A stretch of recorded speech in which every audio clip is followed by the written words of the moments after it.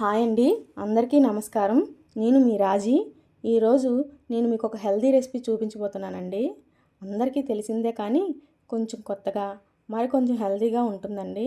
అది మరేదో కాదండి, మన ఆంధ్ర స్పెషల్ ఊతప్పం అండి.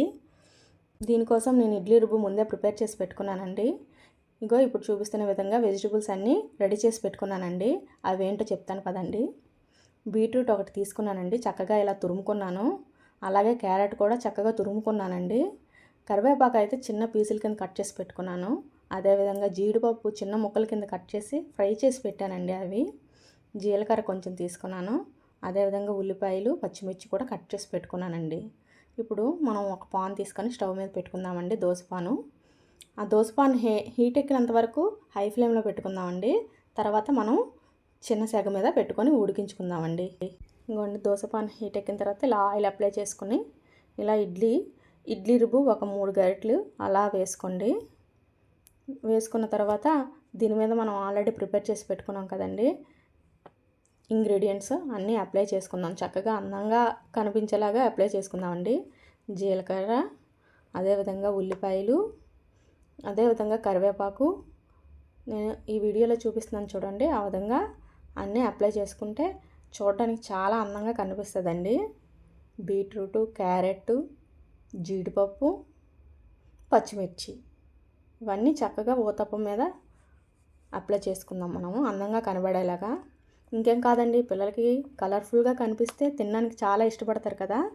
అదేవిధంగా ఇలా ఇందులో మనకు కావాల్సిన విటమిన్స్ అన్నీ దొరుకుతాయి, పోషక పదార్థాలు అన్నీ దొరుకుతాయి కదండి. పిల్లలకి చాలా హెల్త్కి చాలా బెనిఫిట్ కదా. సో అందుకే నేను ఇలా ప్రిపేర్ చేసి పెడతానండి మా పిల్లలకి. మా పిల్లలు అయితే దీన్ని చాలా ఇష్టంగా తింటారు. చూడండి, ఈ వీడియోలో చూపిస్తున్న విధంగా ఇలా పేర్చుకోండి అన్నీ కూడాను. ఇలా అన్నీ పేర్చుకోవడం పూర్తయిన తర్వాత ఒక మూత పెట్టుకోండి దాని మీద.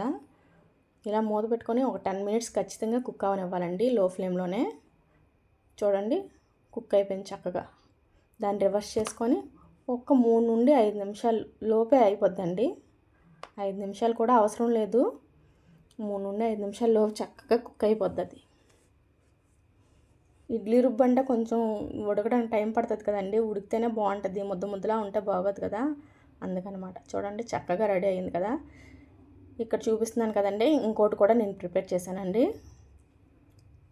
చూడండి, అంత చక్కగా అందంగా కనిపిస్తుంది చూడడానికి. పిల్లలకి అంత కలర్ఫుల్గా కనిపించేసరికి తినాలని ఇంట్రెస్ట్ పుడుతుంది. సో పిల్లలకి హెల్త్ బెనిఫిట్ ఉంటుంది, వాళ్ళకి అందాల్సిన పోషకాలన్నీ అందుతాయి. అదేవిధంగా హెల్తీ ఫుడ్ మనం అలవాటు చేసిన వాళ్ళం కూడా అవుతాం కదండి. సో మీ ఇంట్లో కూడా మీరు ఇలా ప్రిపేర్ చేసి మీ పిల్లలకి పెడతారని కోరుకుంటున్నానండి.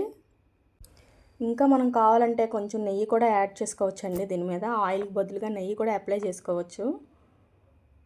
నెయ్యి ద్వారా రెసిస్టెన్స్ పవర్ పెరుగుతుందని మనకు తెలిసిందే కదండి. ఇంకా వాళ్ళకి హెల్తీగా తయారవడానికి అవకాశం ఉంటుంది కదండి. పిల్లలకి నెయ్యి స్మెల్ పడుతుంది అంటే చక్కగా నెయ్యి వేసి కాల్చుకుంటే ఇంకా బెటర్ అనే చెప్పుకోవచ్చండి. నేనైతే ఇదంతా ప్రిపేర్ చేసిన తర్వాత మీకు వీడియోలో చూపిస్తానండి. దీని మీద చక్కగా సాస్ అప్లై చేసి పీసుల కింద కట్ చేస్తే మా పిల్లలు అయితే దీన్నే పిజ్జా అంటారండి చక్కగాను. నేను కూడా అదే విధంగా దీనికి టైటిల్ అందుకే పెడుతున్నానండి, ఆంధ్ర పిజ్జా అని. చాలా అంటే చాలా టేస్టీగా ఉంటుందండి. ఆ పిజ్జాకి మన ఆంధ్ర ఊతప్పం ఏమీ తీసిపోదు, చాలా టేస్ట్, ఇంకా చాలా హెల్తీ కూడా అండి. నన్ను అడిగితే పిల్లలకి మనం ఇలాంటివి ప్రిపేర్ చేసి పెట్టడమే చాలా మంచిది. అంతేగాని ఫాస్ట్ ఫుడ్డే కదండి అది, పిజ్జా అనేది జంక్ ఫుడ్ మెయిన్. ఈ రోజుల్లో మనం చూస్తున్నాం పిల్లలు ఎలాంటి హెల్త్ ప్రాబ్లమ్స్ ఫేస్ చేస్తున్నారో. అలాంటి ఫుడ్స్కి దూరంగా ఉంచాలంటే మనం ఖచ్చితంగా ఇలాంటివి ప్రిపేర్ చేసి ఇంట్లోనే పెట్టాలండి. పిల్లలైతే ఇష్టంగా తింటారు.